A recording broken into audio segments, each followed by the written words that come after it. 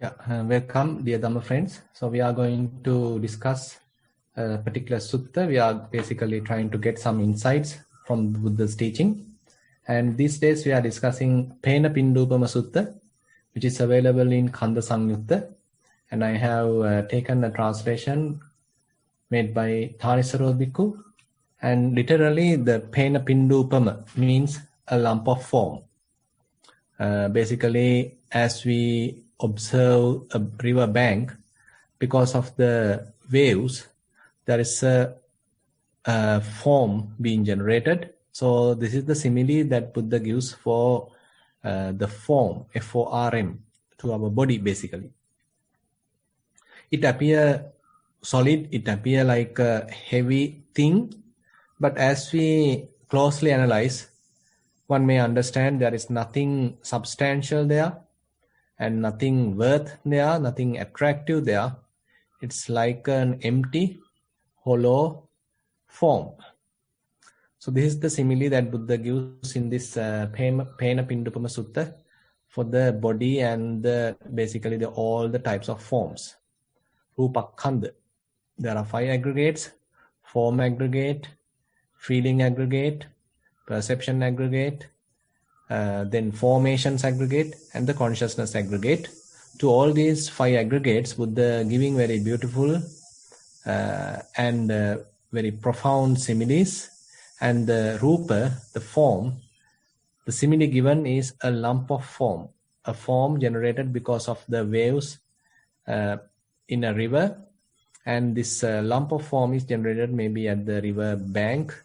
And once we closely analyze it, there is nothing substantial, there is nothing worth, nothing solid.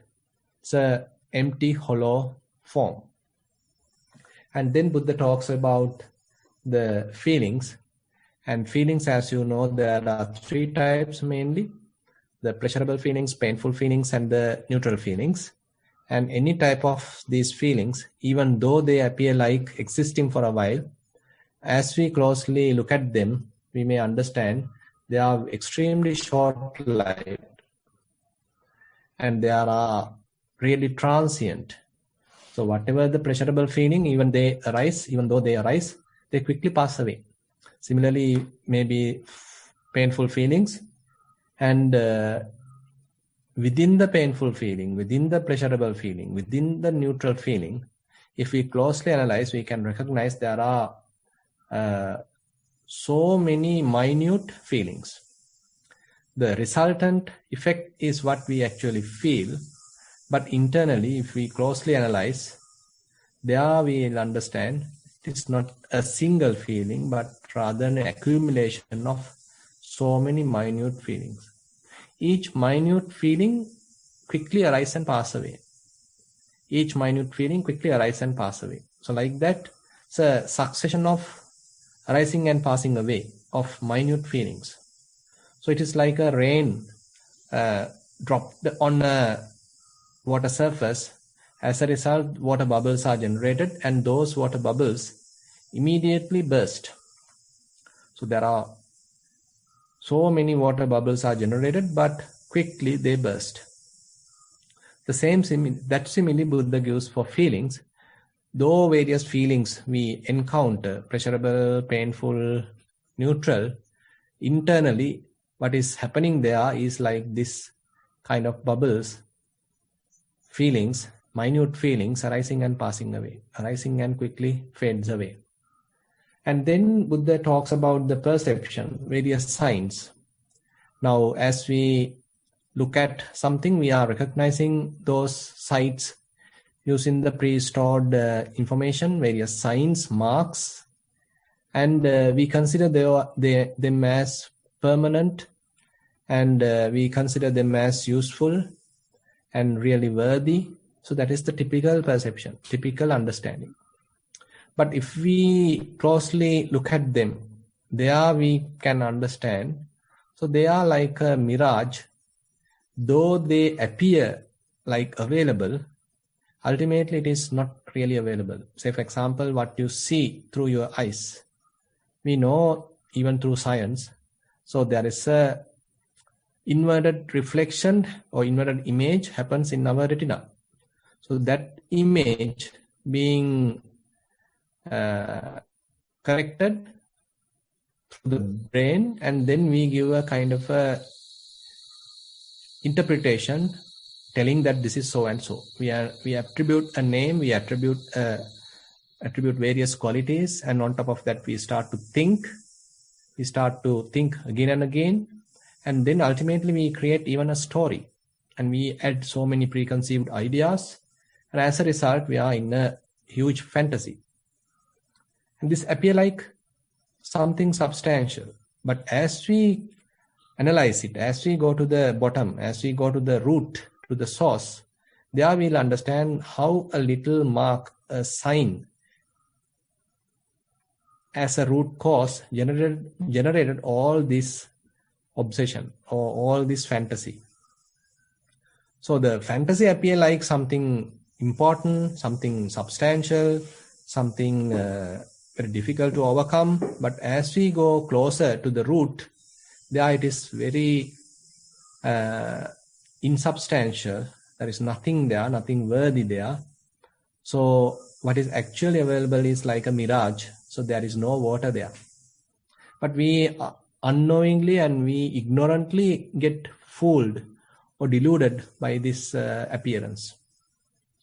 So this is the interesting simile that Buddha gives for perception, signs.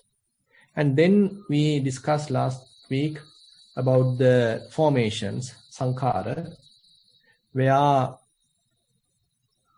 as we see something, we don't stop at that level. We add various our preconceived ideas onto it, various likes and dislikes, and we do a lot of additions, subtractions, multiplications, and our maybe cultural values, upbringings, our education. So many factors we mix, we add, we attach to what we have seen. So similarly, when we hear something, we do the same thing. When we taste something, when we smell something, when we feel through our body, and even when a slight thought comes to the mind, we do all these fabrications, we do all these constructions. We are the ones actually weaving the net. So through our senses, we get very, say, raw data, and mostly, say we can say some pure data. But on top of that, we add so many other things, which comes through our past experiences, our tendencies, habits, etc. And now it becomes a huge thing. Now it becomes something substantial. But as we move, if we are able to peel out, if we are able to take layer by layer, if we are able to do some reverse engineering, then one may understand there is nothing there. So it's a kind of an addition of so many different directions or so many different layers, but internally there is nothing. It's like an onion. So as we peel out, there is nothing there. So similarly, Buddha gives the simile here. It's like a banana trunk. So you know, in a banana trunk, there is no hardwood. So if we cut it from the middle, if we analyze it, we can recognize there is no hardwood. So this is the simile Buddha gives for the formations, fabrications, sankhara khanda. Even though it appear like substantial, even though it appear like there is a strong trunk, but actually there is no such substantial hardwood, rather it's a series of layers. So all the constructions we do, all the fabrications we do are very similar to that. So as if one is able to look at like that, if one is able to go behind and see what we did on top of the sense data. So we are the ones fabricated. Sense data are in a way raw data. On top of that, we add a lot of things and we fabricated it, we added to it, we subtracted to it, we multiplied it, and then it becomes colorful, then it becomes wonderful. So that is what has happened. So therefore, Buddha asks us to recognize this fabricated nature, this illusory nature. Buddha asks us to recognize. So as we recognize, then we understand that we are the ones weaving the net. We are the ones fabricating. We are the one adding. Originally, there is nothing. Originally, it is very raw data that we, through our senses, that we take in. But on top of that, we do a lot of fabrications, a lot of formations, a lot of constructions.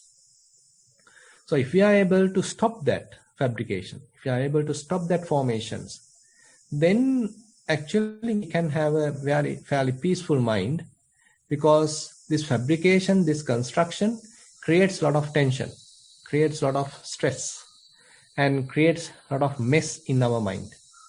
If we are able to reduce this fabrication, if we are able to even completely stop these fabrications, so then Buddha says the mind becomes really peaceful, very tranquil, quite still.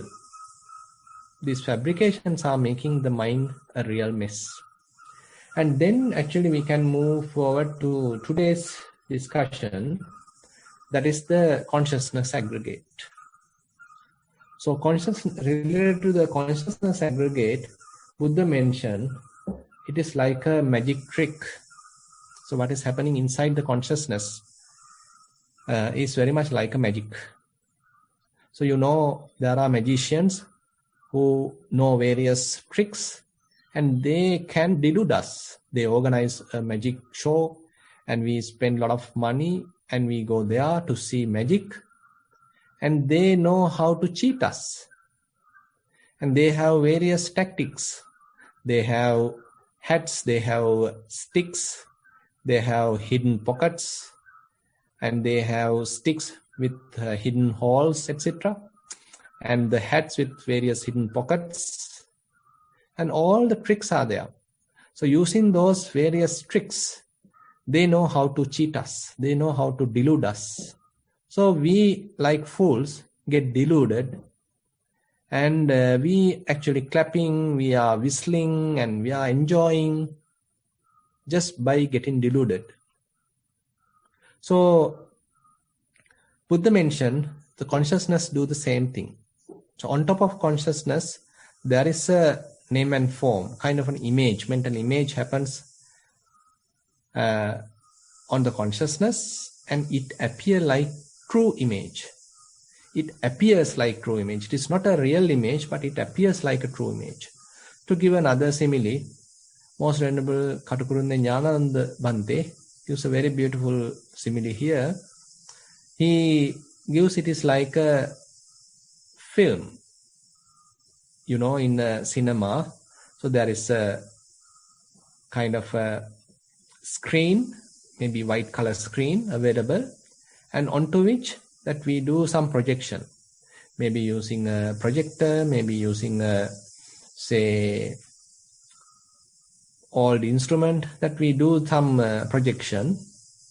And actually during the night time, or if we are artificially making the whole building kind of dark, then even we can't see the screen. But when we project a light beam onto the screen, then we can see.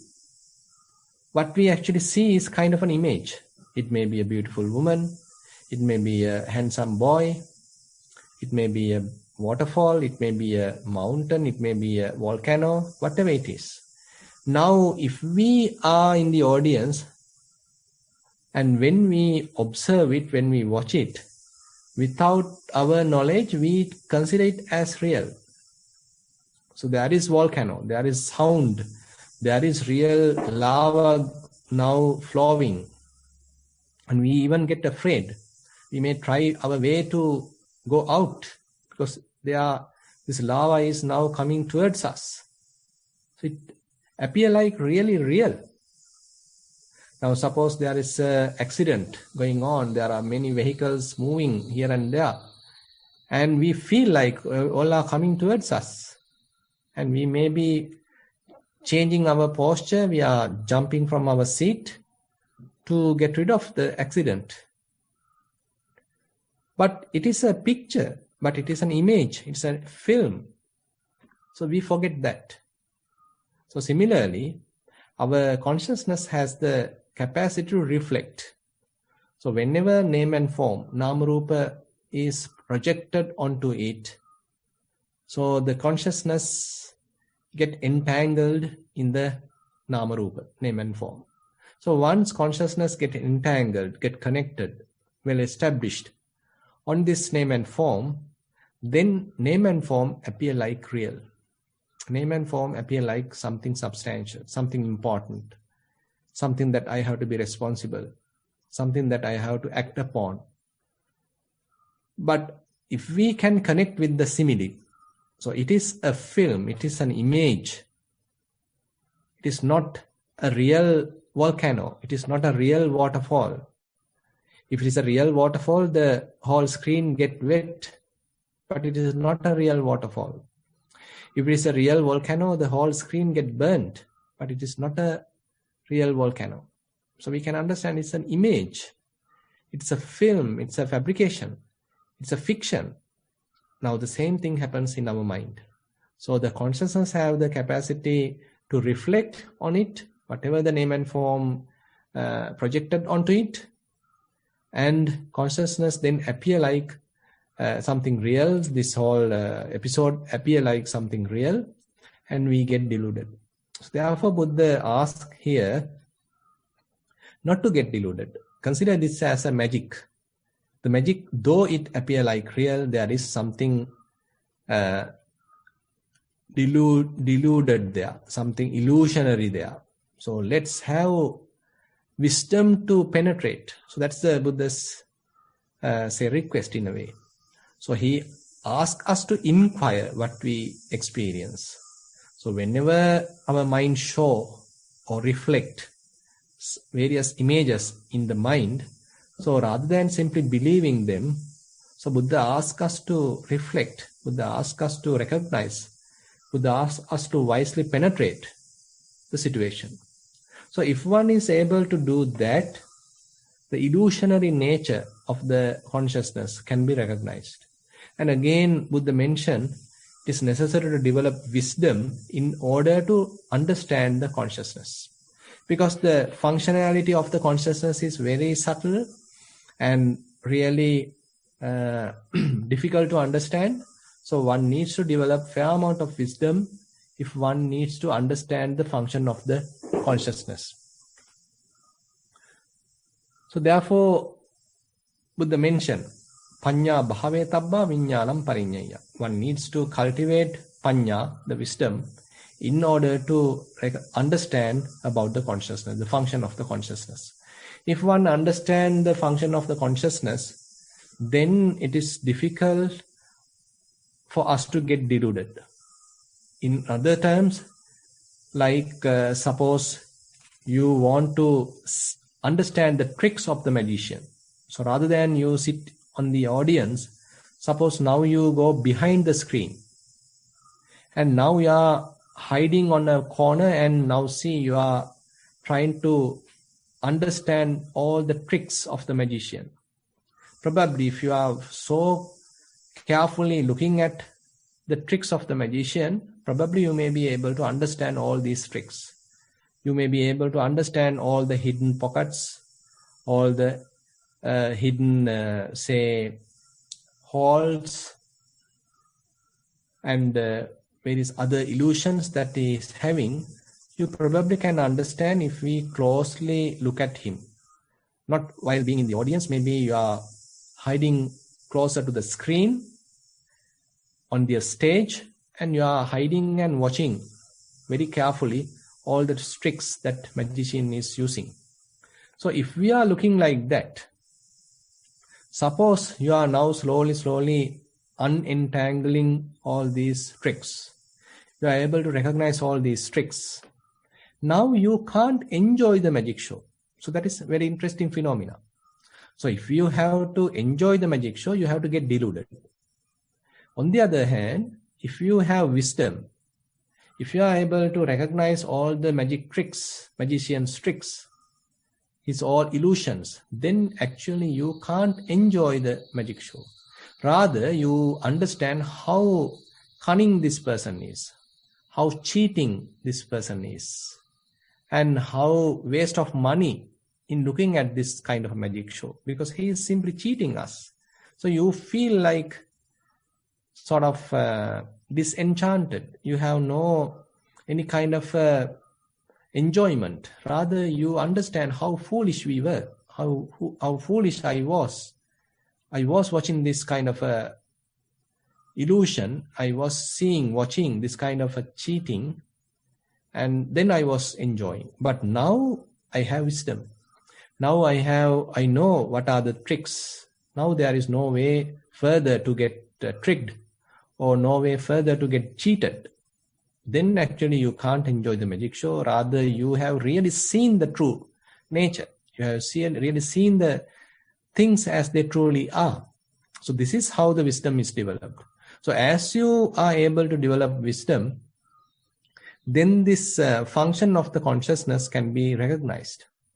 As we recognize this function of the consciousness, then the name and form get fade away. So more and more the mind become clear. So various images come and go, but it can't cover the mind. It can't represent any kind of ongoing story in the mind. So your fabrications become less and less. Storytelling, inner chatter become less and less. Clarity of the mind increase. Spaciousness of the mind increase. And understanding of the mind increase. And the wandering of the mind reduce. And you are able to maintain a still mind, a calm mind, tranquil mind. Because you have penetrated the consciousness. And the consciousness now don't have name and form to get entangled, to get deluded. As a result, the consciousness can't have any kind of an established nature, can't have any delusion. So as a result, the mind become quite, say, bright in a way, or luminous in a way, or wise, still, calm, tranquil, spacious. So all these terms we can use. So therefore Buddha asks to understand this illusionary nature of the consciousness. And actually then Buddha, actually to this end of the sutta, there are a few verses. So that is where the meaning, this kind of a summary is given. Form is like a globe of form, feeling a bubble, perception a mirage, and fabrications a banana trunk, consciousness a magic trick. This has been taught by the kingsman of the sun, that is the Buddha. And if one is able to understand this nature, the reality, then if one is closely examining it, he may understand this whole scenario is like empty. It is like hollow, nothing substantial. And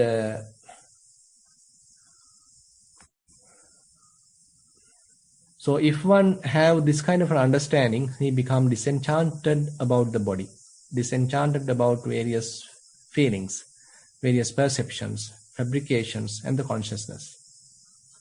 And he may understand that once this body passes away, it may be thrown at the charnel ground, and it becomes a victim or food for other various, say, insects and various other animals.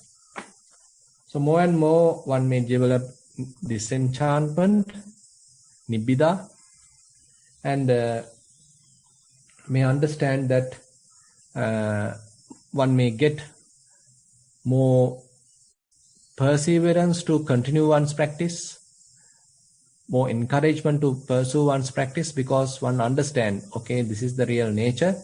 I have to understand this reality, this truth.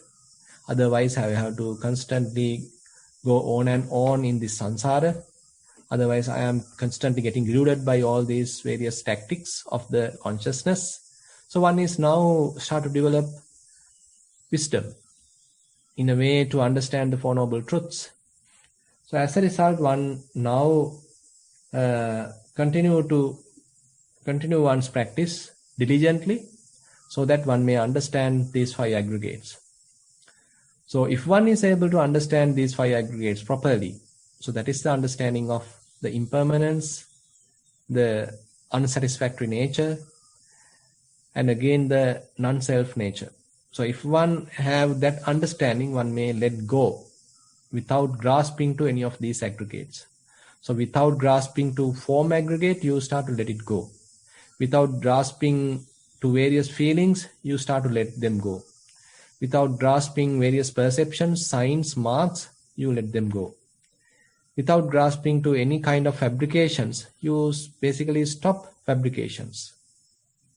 And without getting deluded by the consciousness, one may try to maintain a clear mind, a spacious mind, a mind free from name and form, a mind which is not deluded or entangled by the name and form. So this is how Buddha very beautifully mentioned in this Phena Pindupama Sutta about 5 aggregates. So with that note, I like to conclude today's Dhamma sermon. Now I open the session for questions.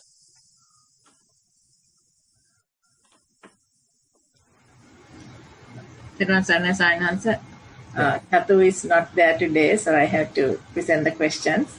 Right. So we have 7 questions. First 4 are actually general questions. Some are requests, but I'll go to them anyway. So the first one is a general question. Dear Venerable Bhante, I found it great to observe the sil Bhante gave us after our retreat last day. It had practices such as not to use harsh words, not to say gossip, and etc. On behalf of all the participants, I would like to request, it would be so great if Bhante can give that special type of sil on perhaps the first day program of every month. Apologies for not knowing the exact term to that special sil type. Greatly appreciate Bhante's valuable service and all the advices. Much merits and with metta. Yeah, I think during the retreat time, I feel I gave 8 precepts. Since you are practicing what you call the celibacy. So anyway, I can give what you call this Ajivattamaka Sila, that includes avoiding gossip and tale bearing, say divisive talk, etc. And probably maybe next week is actually the first week of the month of May. So if you all like, we can start the session by giving precepts. So may not be the typical Uposathattanga Sila, but rather the typical Ajivattamaka Sila I can give. So you can use that as a kind of a determination so that to adhere to those precepts. Yeah, that's a good request, and we'll consider that. Yeah. So the next one, that's another request. Swamin Wahanse has a request. We would like to hear the Dhamma Sutta that Lord Buddha preached and advised for Passaga Mahanun on the day 2 of meeting them. Much merits and with metta. Yeah, so it's actually happened in a different manner. So first Buddha preached Dhammacakkappavattana Sutta, and then what happened is he continued to preach Dhamma only actually during the first day this is what it is actually recorded. So only Venerable Kondanja attained Sotapanna, not the others. So then Buddha actually continued to preach others. And actually it is mentioned that other 4 monks went on Pindupama and they collect food, while Buddha and another monk is staying at where it is called this Migadaya. And Buddha actually continued to teach. So at that time, Venerable Bhaddhiya attained Sotapanna. And similarly, the next day, another 4 monks go on Pindupama, while Buddha and another monk staying, and Buddha continued to teach and say Bhaddhiya, Vappa, Mahanama, Asaji. So likewise, all the 5 now attain Sotapanna. Now after they all become stream winners, now Buddha preach Anatta Lakkana Sutta, and that is the teaching on the non-self. And by hearing that, it is mentioned that all 5 attain arahathood. So probably you may be referring this sutta, which actually caused all of them to understand the full liberation, or for them to become fully enlightened arahants. So that sutta is called Anatta Lakkana Sutta. Yeah. Our next question. It's also a general question. Venerable Bhante, I have started to regularly get thoughts of aversion come to my mind. I am mindful of them and decide to watch the train go past and not to get on board this train of thought as soon as I can. But why this change in mind? How can I be happier and not be disturbed by such destructive thoughts? Occasionally I get angry and lash out also. Thanks. Yeah, actually, this problem I also have. so I share my own experience then. So what I understood is that some days are like that. I mean, certain times things are happening not in favor of us. So actually on those times it is quite easy to get into wrong or kind of a bad mood. And there are other days, suppose you didn't get enough sleep, or you didn't get enough food, or you didn't get enough rest, you didn't get any kind of a praise from someone, you didn't get enough recognition. So all these are certain external conditions causing us to become somewhat irritated. So we are not properly recognized, we are not properly respected, our words are not considered.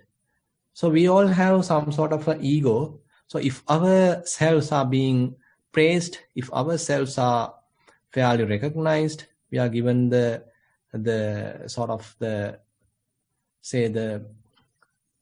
keynote address, then we may be quite happy. But on the other hand, if we are not respectfully addressed, if we are not given the kind of the due respect, or if we are not well recognized, so likewise, there are so many other reasons making us unhappy, and that actually irritates us, and then we get on to some angry moods. So there we need to understand the root cause in a way. So we still believe there is someone here, there is I here, there is a person here, there is an individual here. So this individual has to be well respected. This individual has to be well recognized. This individual has to be properly taken care of. So this kind of an attitude, wrong attitude we all have. So if we really want to overcome anger, so we have to even address these very root causes. That is in a way the ignorance. So the ignorance of the self-view. So we consider this kind of a self, there's a kind of a person, there is somebody inside this body or inside these perceptions, fabrications, the formations, consciousness, etc. So that is where the 5 aggregates are quite useful.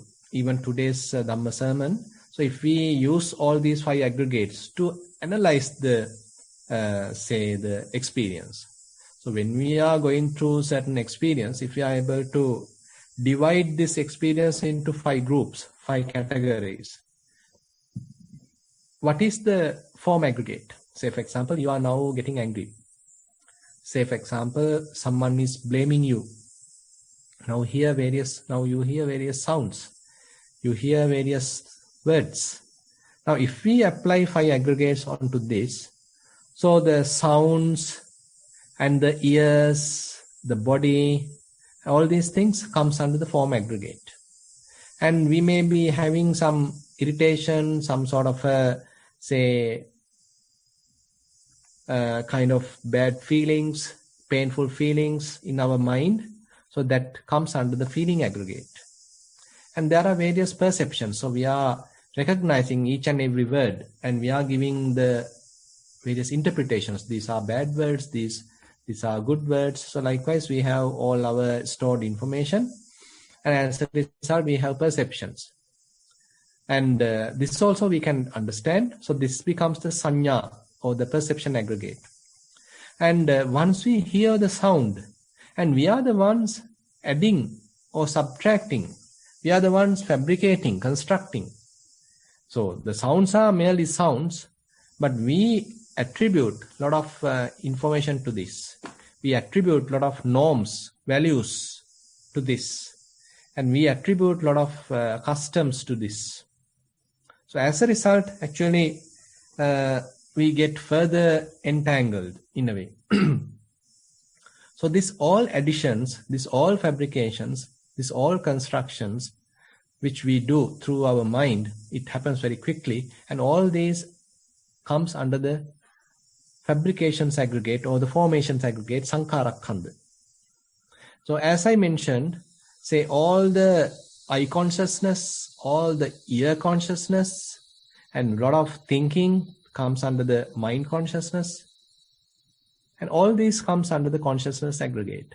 So if we are able to analyze like this, so there is no person, there is no another person who is blaming us, but these are kind of ongoing experience.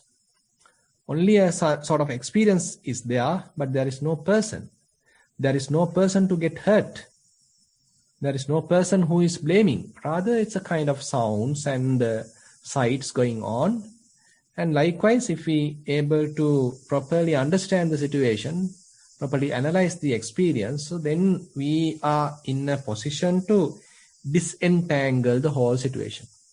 So then there is no place for the anger to stay. So if there is no person, to whom am I going to get angry? If there is no person here, to whom are they blaming? So these are certain questions that we can ask. So this is actually in a way little profound way that we can enter to the question. But there are various other ways. Say for example, when we are hearing someone's blames, probably we can understand, okay, he is not in a good mood. Why should I get into a bad mood? So why can't I maintain sort of a calm attitude, considering all the repercussions going to happen if I also get into the bad mood? If I also get on to the bad mood, and if I start to react, if I also start to blame, then it can become a struggle, it can become a quarrel. So then we may start to quarrel each other, hit each other. So then it becomes a huge problem. So understanding that danger, so we can stop our side. So they may be blaming because they couldn't have that capacity, didn't have that capacity. But we as, say, Buddha's followers, we as the meditators, if we can apply breaks, if we can establish mindfulness, if we can control ourselves, then there's a better chance for us not to get angry. So likewise, actually, we have to practically face this situation. So whenever anger arises in the mind, we should recognize that. Okay, there is anger now arisen in the mind. It may be due to sound, it may be due to blame. But like that, as much as possible, we are now aware of the anger which is arisen in the mind. And as we are able to aware of anger, then what happens is anger loses its grip. So anger can't overwhelm us. Anger can't drive us. Rather, anger loses its strength. Why? Because we establish mindfulness. Anger is not I. Anger is not me. Anger is merely anger. So we properly recognize, we were able to put it into the correct perspective. So as a result, so now we can overcome anger. So likewise, there are many methods that we can use. So I have just explained a couple of methods. Yeah. Next question, this question 4 of 7. Dear Bhante, I have been listening to some sermons of Ajahn Sumedho in Amaravati temple and the online retreats recently. The practice and the Dhamma explanation seems very similar to what we hear from you. After listening to a few retreat recordings done in the past, the only difference I could find was that the Thai forest tradition practice of Ajahn Chah is a bit more oriented towards Dhammanupassana, bringing in the Four Noble Truths at the early stages of the practice. And our Burmese method gives more prominence to the technique. Appreciate Bante's comments as we may get exposed to Thai and Burmese forest traditions time to time with metta. That's the end of the question. Yeah, actually, even though currently we name it as either Thai, Burmese, Sri Lankan, actually it is the Buddha's teaching. So if we go to the root, so it is the Buddha's teaching. So even if you hear from a Thai monk, you can see whether it is Buddha's teaching. You can check. Even if you listen from a Sri Lankan monk, even if you listen from a Burmese monk, you can check whether it is Buddha's teaching. So ultimately, everything comes from the Buddha. So Buddha's teaching is something that we need to appreciate. So I really respect Ajahn Sumedho, and I have really learned from him. And I can remember while I was studying for my A-levels, that was in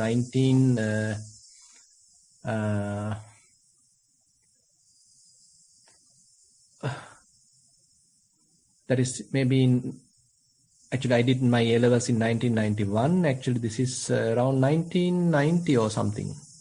The first book I received from Amaravati. Actually, I wrote to them, and they sent us a couple of books, and Four Noble Truths is one of the really interesting book I have received. And there's a huge impact that book has made on top of my life. So therefore, I really appreciate Ajahn Sumedho's teaching, and they are really practical. So so I can actually recommend his teachings, and we can follow them and we can use them, because he talks about the Buddha's teaching. He talks very practical aspects of the Buddha's teaching. And of course, the Mahasi tradition and the Burmese tradition gives a lot of insights on Kayanupassana and how to get on to the practice. So that is in a way helps us to get on to the practice. That's help us to develop mindfulness. And once we develop mindfulness and once we get on to Chittanupassana, Dhammanupassana, so the understanding about Four Noble Truths, practical application of that is extremely useful. Yeah. Question number 5 of 9. These are mindful sitting. Venerable Bhante, I start by becoming present to sensations in the body and start mindfulness on breathing. While even 10 minutes of sitting dampens my emotions, any emotions present, and makes me peaceful, I then start getting a mild headache on the right side of the head internally, which might be due to overexertion of effort on the delicate task of watching the breath, which may be the continuation of the theme of my day. What advice would you have me to proceed? Much merits. The end of the question. Yeah, true. Actually, this balancing of effort is one key parameter of our practice. So it will take a little time, but you will understand that. So today you got a headache, but tomorrow you are trying your best not to have a headache. So how not to have a headache? So where am I gone wrong? Where did I apply too much energy, too much effort? So you need to investigate now. So as we continue our practice, breath calms down, mind become fairly tamed. So at that time, actually, we have to reduce the strength. We have to reduce the effort. Otherwise, if we are continuing the same amount of effort, it may lead to a lot of complications, a lot of, say, headaches, and it may not arouse enough concentration. Samadhi may not appear. So it is our sort of understanding, mindfulness, helping us to balance. So as we are continuing the practice, we have to be sort of observe the ongoing process. Time to time, we have to do some sort of introspection and see whether the mind has now collected, whether the mind has now calmed down, whether the distractions have now reduced. If so, I need to calm down further. I need to reduce effort. I don't need to crunch teeth. I don't need to put too much effort. Rather, let the things happen now. Let it go. So you do some sort of from active participation to passive observation. Previously, you may did some active participation. Say, if the mind get distracted, so you have to purposely bring it back. But now it is not necessary because mind stays with the object. So you don't need to do anything right now. So you can simply do some passive observation. So likewise, as the meditation evolves, we need to do that adjustment so that you need to learn through trial and error. So don't worry. So these are the faults or these are the mistakes that we do from which actually we can learn. And next time we can do these fine adjustments and then you will succeed. Yeah. Question number 6 of 9. Mindful sitting. Dear Venerable Sir, this report is regarding my sitting mindfulness practice. I scan the body when I start and make sure that I am aware of the body sensations to confirm that I am in the present moment.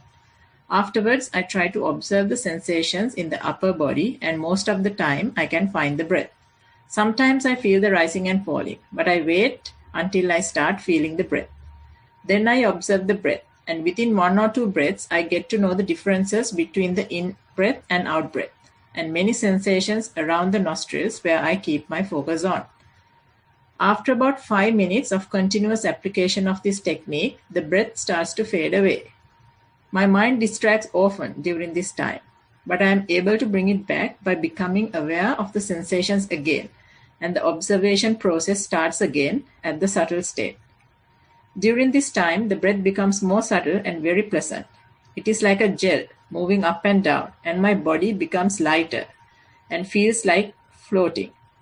At some point, my breath fades away and I reach a relaxed state. The awareness stays in the empty space in front of me. I can stay like this for 5 to 10 minutes, feeling and observing the empty space. Afterwards, the focus slowly comes to my sitting posture. I observe the space that I was in when the breath faded away, shrinking as the focus comes back to my body. My observations come inside the body and concentrate around the sensations of my sitting posture, mainly the pressure on my back from the floor. During this time, the body pains and aches starts to appear, which is after 40 to 45 minutes of sitting. The rest of the 10 to 15 minutes I spend observing the body, mainly the pains and aches, until the 1-hour bell rings. This is the report in general how my sitting practice is progressing. From Venerable's Dhamma talk, I gather that after Kayanupassana stage, I might be reaching to Vedananupassana stage during the same session. Is this a correct understanding? Previously, I was thinking that this cannot happen in the same session. We are in debt for your valuable service. With metta. That's the end of the question. Yeah, as you mentioned that at the beginning, we can't say that immediately we are coming to the Vedananupassana. Rather, as we continue our practice, we are developing mindfulness, we are developing fair amount of, say, clear comprehension. So as a result, even the various, the element characteristics, the Kayanupassana level, can convert into the Vedananupassana. So it becomes somewhat simplified. Now, it is not many different types of say element characteristics are present, but you feel that some of them are generating some pleasurable feelings. Sometimes they generate some painful feeling. Most of the time they generate some neutral feeling. So you now only have 3 types. Previously, suppose you had 12 types, 12 element characteristics, but now they have simplified only to 3 types of feelings. So it can happen. So it can happen during a same session as you continue. As I mentioned, it may not be your early stages of the practice, but say after a couple of months, say you definitely will be able to recognize various feelings.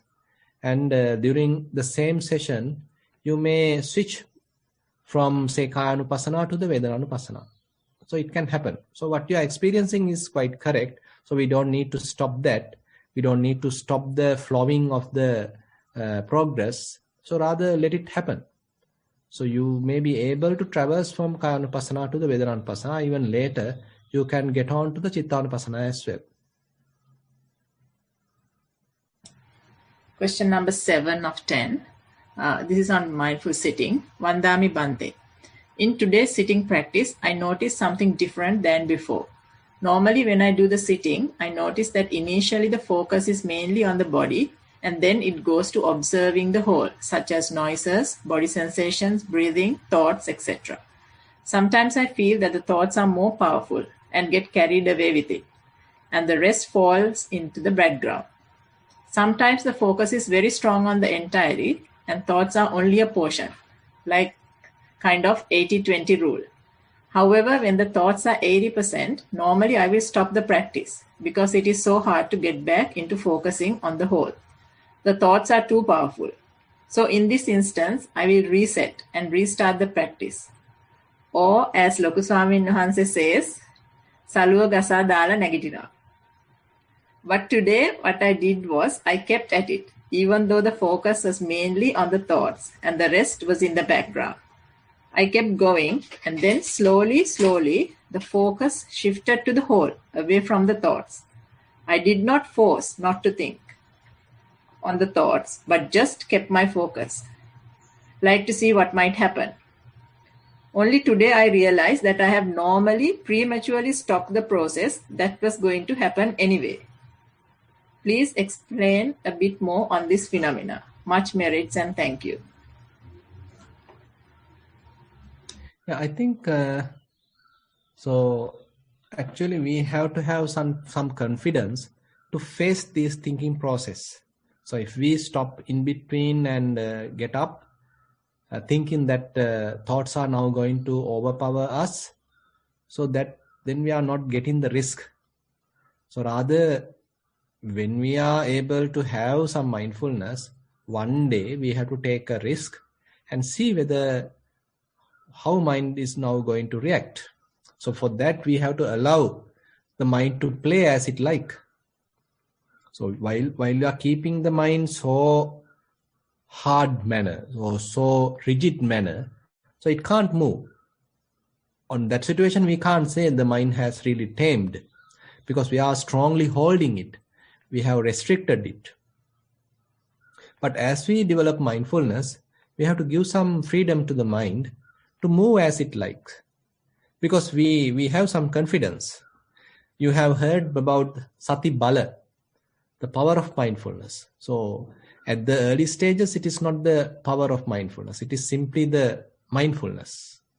Kānupassana mindfulness, Vedananupassana, Chittanupassana, Dhammanupassana, those are the levels of mindfulness. And then it is coming to the faculty level. So you recognize as a quality of mindfulness. There's a kind of a quality called mindfulness. Now I have that quality. Or there may be certain other instances I am not mindful. So you recognize this, say, mental capacity, something called mindfulness. But when you reach the sati bala, the power of mindfulness, so there you have some confidence now. So you know how to handle it, you know how to tackle it. And even if mind become unmindful, you don't have much of a rush to come back, because you know you can win the situation. You have now confidence. Pamade na kampatiti sati bala. So Buddha mentioned, so even when the mind become unmindful, if you are not wavering, if you are not getting shocked, if you are not getting sort of panicked, so that is called sati bala. That is called the power of mindfulness, because now you know the technique. You have some confidence. You know how to sort of sort out the situation. And you have your own hands-on experience. So therefore, you allow the mind to little play and see how it is happening. So there's a beautiful simile Venerable Analayo is giving.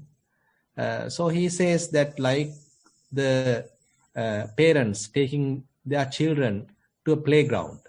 So the parents are simply watching the children are playing. So they are, say, playing, they are jumping, they are hitting each other, or they are playing football, cricket, whatever it is. So parents simply watch them. So they have to allow children to play. So similarly, so we also, once we develop mindfulness, so once we have confidence, we have to allow the mind to little play while we do mindful observation. So this way, slowly we start to avoid participation. Now mind because of its own momentum, it's playing, but we are not triggering it, or we are not participating too much on it. And we slowly avoid getting deluded by these thoughts. We understand they are merely thoughts. We understand they are merely fabrications. We understand they are merely, say, mirage. So likewise, slowly we are applying Buddha's teaching, we are applying our own experience, and we become mindful. So as a result, so the illusionary nature of the mind become less and less. The thoughts loses their power. They loses their grip. So this is how we need to slowly calm down ourselves. So that is actually very natural calming down. It is not that we suppress thinking.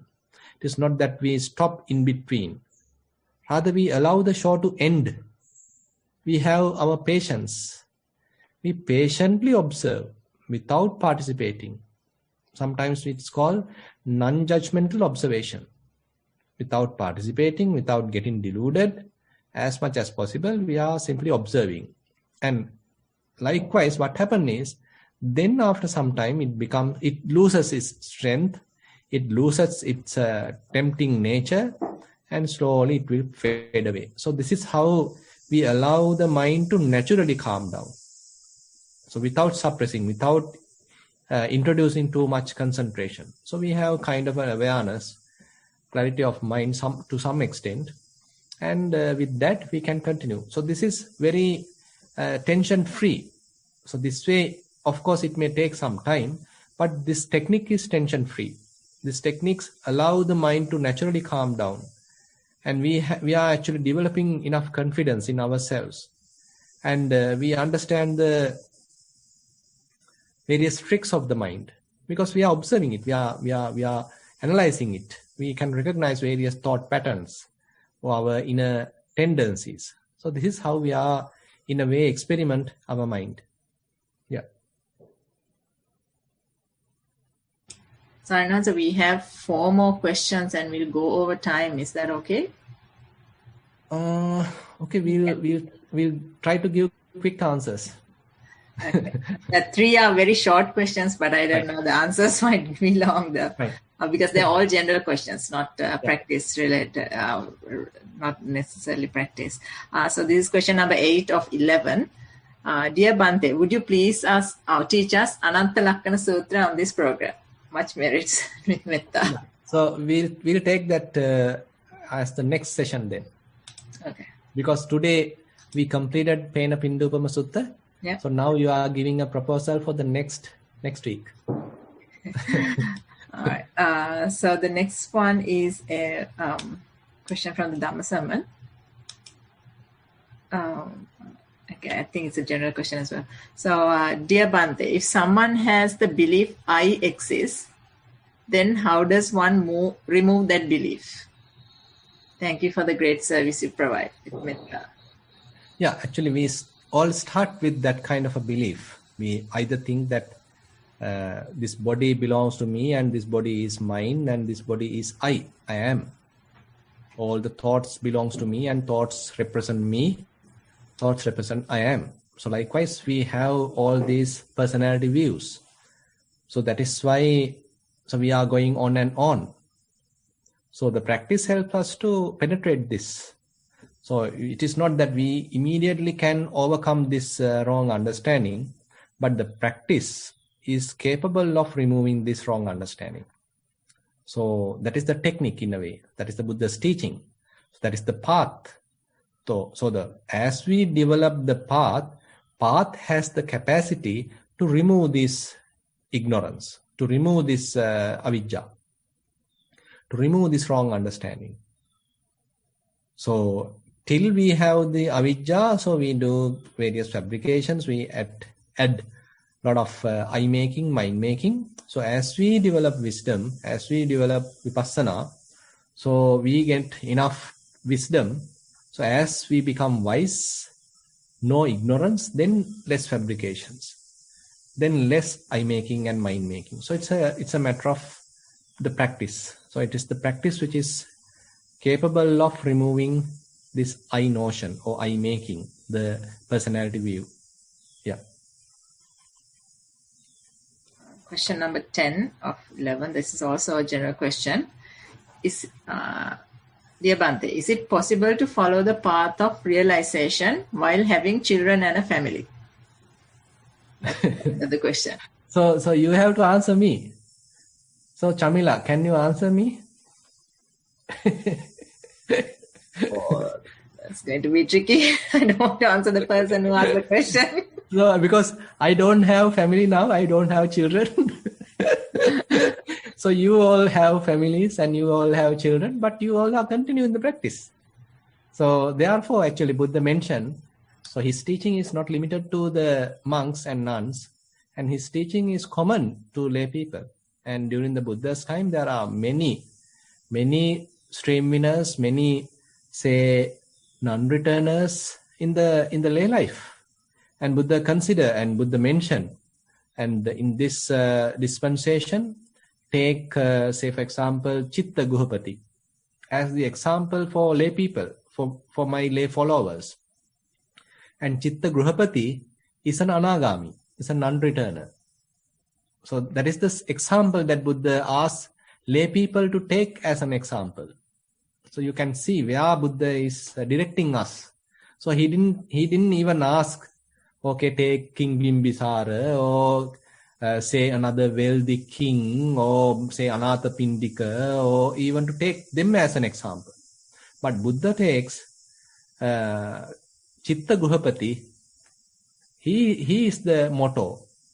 Buddha says for the men followers, the male followers of the Buddha's teaching. And then for females, Buddha talks about Kujjattara, then Velukantaki Nandamata. So they as the example. Velukantaki Nandamata is actually an anagami, non-returner. So they are the examples Buddha giving for the female followers. So those are non-returners. So therefore you can't say that you can't practice, but I understand it is difficult. Because there are a lot of responsibilities and you have to deal with so many other people, etc.